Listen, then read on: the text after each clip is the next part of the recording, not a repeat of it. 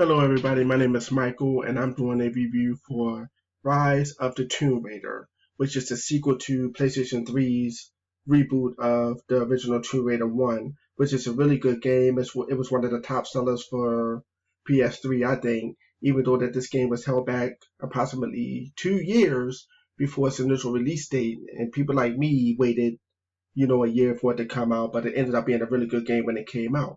But let's go to the matter at hand, which is Rise of the Tomb Raider. Now, many of you already know by now that Rise of the Tomb Raider was released exclusively for the Xbox, with no ps4 release date in sight.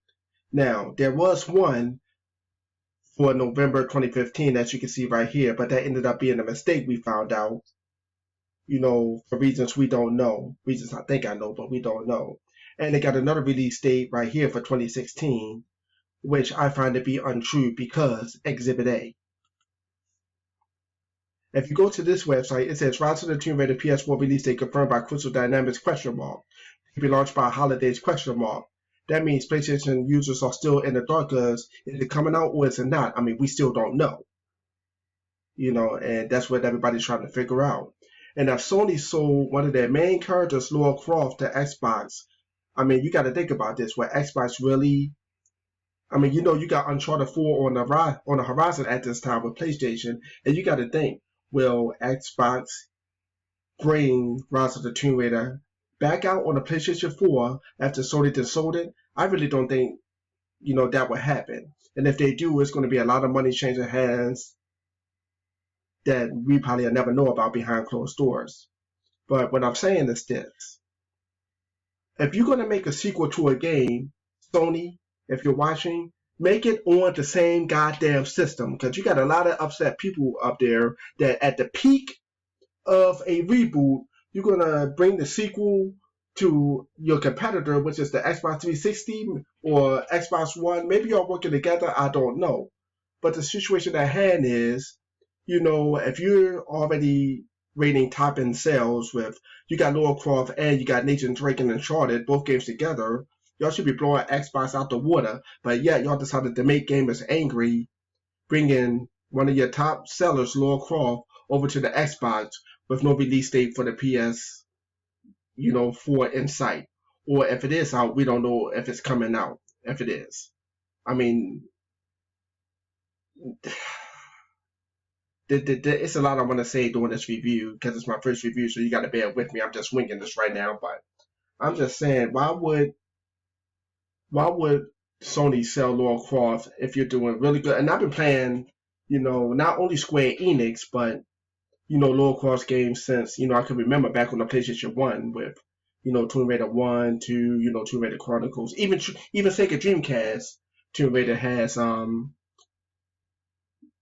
on many different systems. Then out the fucking blue, you want to sell Lara Croft to Xbox. Why, I don't know. At the peak of your game. I mean, there is a article about Tomb Raider, if I can find it, that has Xbox basically lying to us about the release date. And I'm going to try to find it here. Rise of the Tomb Raider, there it is.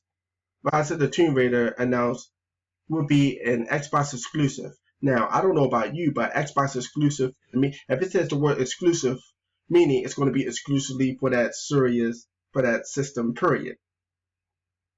And it says, like I said, since 1996, Rise of the Tomb Raider has been a multi-platform franchise with fans all over the world. Multi-platform, for Tomb Raider. The Rise of the Tomb Raider has been an Xbox exclusive. Majority of the fans are basically led to, I can barely talk. Like it says, we on the fans urge you to reconsider the decision of the game, major platforms, PlayStation 2 and 1 simultaneously. And as you can see, it's been a partition for Rise of the Tomb Raider to be on the multi-platform. You got 24,000 signatures have signed the petition, including myself, to be on the multi-platform, which is, I don't know why it hasn't happened yet, but I can tell you why. because Sony probably sold Lara Croft to Xbox, realizing that it was a mistake because they knew how people would react to this. And Rise of the Tomb Raider, from the time of this recording, has probably been out almost 2 years now, and PlayStation 4 just left out in the dust. I mean, they're telling us if you want to play Rise of the Tomb Raider, go out and buy an Xbox. But I ain't got myself doing that, and I ain't got none of my friends doing that. And I don't think you got to buy a $299 a system that's probably going to break just to play Rise of the Tomb Raider. And that's not how gaming should be. If you're going to bring it out, if you're going to bring a sequel to a game out, at least put it on the same system, or at least put it on the PlayStation 4. But to try to ease our pain, they got Rise of the Tomb Raider for Xbox, and at the same time, Tomb Raider, the HD version, the Final Edition, came out on the PlayStation Store, so we could play that with better graphics, which is what I think is a slap in the face of PlayStation users. I mean, what are we supposed to do? Play PlayStation 4, the Final Edition, Tomb Raider, to think that we play Rise of the Tomb Raider and think everything's going to be okay? I really don't think so. I mean, it's just a slap in the face. Yeah, it has better graphics, and then you selling the Divine version for the same price as Rise of the Tomb Raider is. Whether it's $40, $60, it was $60 at the time. Now, I don't know how much the Divine edition of Tomb Raider is, because I haven't even looked at, because that's not what PlayStation 4 players want to play. We want to play, part 2, and then you're gonna put Lara Croft on a system that ain't really selling like that to begin with. I mean, why you think they lowered the price? I mean, you got to think about these things, ex Microsoft. I mean, you really do. And that's not good business practices. And if you read all the way through this article, I'll leave it up here so you can read it. You would see that Xbox basically lied, trying to butter us up like we understand this, that, and the third, yada, yada, yada, about, PlayStation 4 players wanting Tomb Raider, but we trying to expand Lara Croft to make ourselves better, or some shit that they said. Because halfway through it, I got upset reading it. I apologize for my stuttering and everything on this video. It's just my first one, and I'm a little nervous. But, I'm upset at the same time that this is going down. Maybe my reviews will get better as time goes on.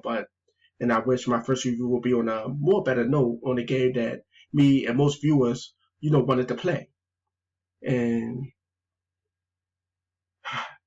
it's like, Square Enix, the company in itself, is a multi-platform. They do games like Final Fantasy, Tomb Raider and stuff like that. So I don't know whether Crystal Dynamics had the final decision in selling it to Xbox, or I know it wasn't Square Enix, because Square Enix does the Final Fantasy franchise, and hopefully if they Final Fantasy shouldn't go nowhere, because that's Sony, any way you cut it. Now, Final Fantasies have came out for Xbox, like Final Fantasy 11 Online and stuff like that, but for somebody as popular as Lara Croft, with a new movie deal coming out and somebody playing her out, I'll do it. I don't know the situation with that and how it should have been. But this is my review of Rise of the Tomb Raider, and, I wish it was under better circumstances, but I just thought I'll put it out there about the update and the future of this game for PlayStation 4, because right now we don't know. They got a question mark behind the game coming out. I mean, we don't know. I mean, and I never even seen the game for PC. If it's out, somebody let me know. If you see it on PC. But I just haven't seen it. So until my next review, I'll catch you guys later. And keep gaming.